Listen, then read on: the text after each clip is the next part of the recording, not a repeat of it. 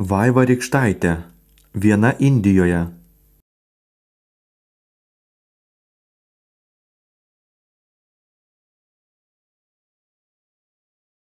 Žmonės kalba, kad tiems, kurie nukeliavo į Indiją, kažkas atsitinka. Vieni ten veržiasi ieškoti prasmės, kiti rinkti nuotraukų savo Facebooko kolekcijai. Kartais grįžta susiraukę, ten nešvaru, o kartais visam gyvenimui susirgę šią šalimi. Vaivos Rykštaitės Indijos pasaka įtraukia kaip ir pati Indija. Spalvos, kvapai, garsai, emocijos ir išgyvenimai tiesiog liejasi per kraštus. Indiją ir savo nuotykius autorė aprašė taip detaliai ir vaizdžiai, kad viskas, kas bėgioja eilutėmis knygoje, pradeda šmėžuoti akise.